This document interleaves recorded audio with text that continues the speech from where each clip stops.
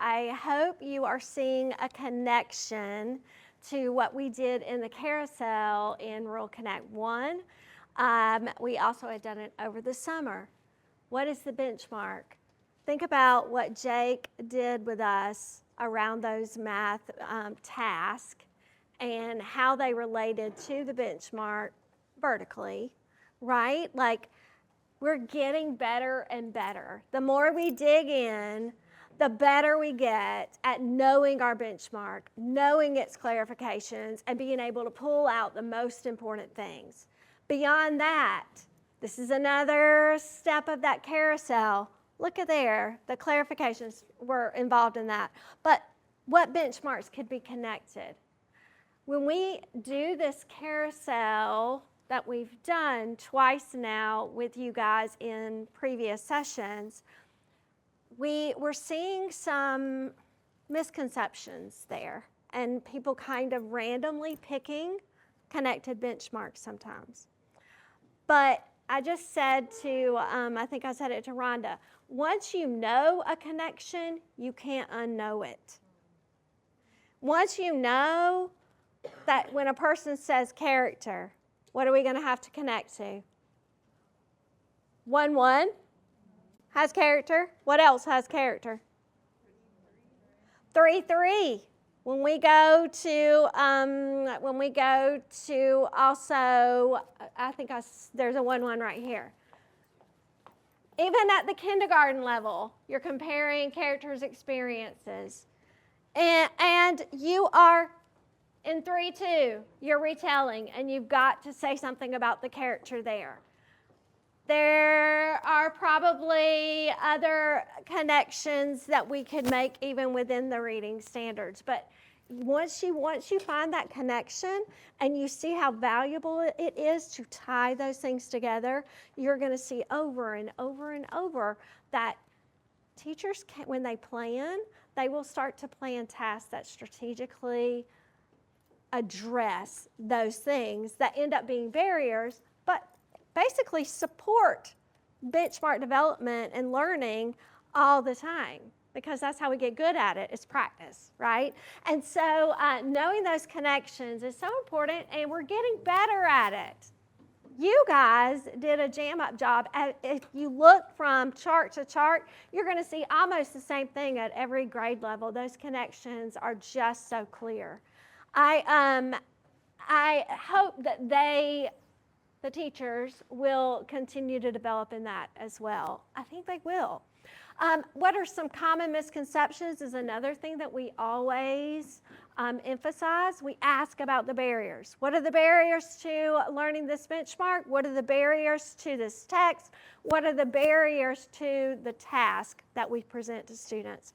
What are the barriers to the assessment item?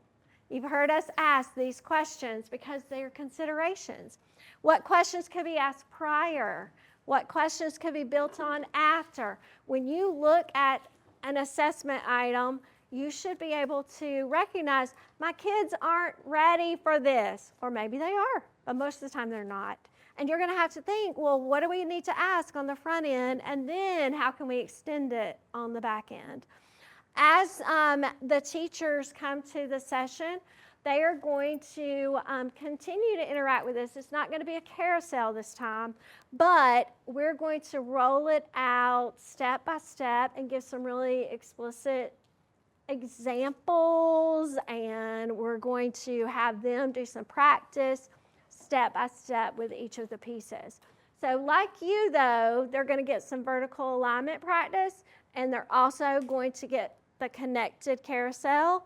And then we'll move into specific practice around the question string. For example, here is something they're going to see in kindergarten. The model that Lindsay and Rhonda are going to share with them is from Swimmy, and they've developed tasks based on that question string. The questions to ask before, the questions to ask after. Those questions become the tasks that we present to students. And you'll see some lower level tasks where the kids are just looking at pictures. They're doing a placemat, and they're comparing Nemo and Swimmy throughout several of these. They're going to have some word work because decoding and recognizing words, especially if they have multiple syllables, is going to be a challenge for them. So we're going to attack that in word work. We're also going to use significant sentences to develop the ideas that we think kids are going to struggle with. So all of these things, we've got a knowledge utilization task to extend the learning beyond the analysis level task. Look at that analysis level task that they have prepared, and look how closely it relates to the STAR item. This helped to shape that comparison task. So we're going to show our example, why it's our example, and then have them practice. So they should be able to leave this next session, or the one they're about to go through, with some tasks from the model, and with some tasks that they have at least done some thinking around. They may not have all the pieces laid out and ready to go the next day, but they're going to have really thought about, well, how can this be a task for me? How do these questions become a task? I shared with Rhonda that I did a Clin Ed session last week, and the teachers were listening and watching a video, and they were trying to identify all of the questions and decide how many questions were at each cognitive level. And so they were, just classifying them into levels.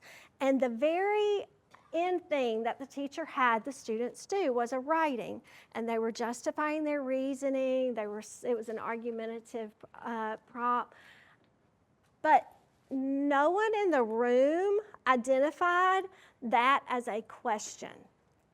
It was a task, and it wasn't a question at all, but I thought it was beautiful because the question became the task. But it wasn't cited as a question, and so if you were to only write down the questions that this teacher had asked, you would have missed the fact that he really did take it to a higher level. Because questions, that's how we have kids interact with a routine that makes it look like we're engaging them in some fun little thing. But this fun little thing has purpose and drives the learning that's needed through those questions. And so I wanted to give you guys an example of what they're going to see. And just going back to this from last time, we know that to get them to this level, we got to prepare them with tasks even at the lower grade levels. Because see what's happening, even at third grade, only 31% of kids are getting this type question right, and it's a problem, right? They need practice with Nemo and Swimmy. They need practice, even in kindergarten, to help set that up. We don't want kids missing this question because they don't know how to answer a question in that format. That's a barrier that we can get over. We can get rid of that as a barrier through some good practice.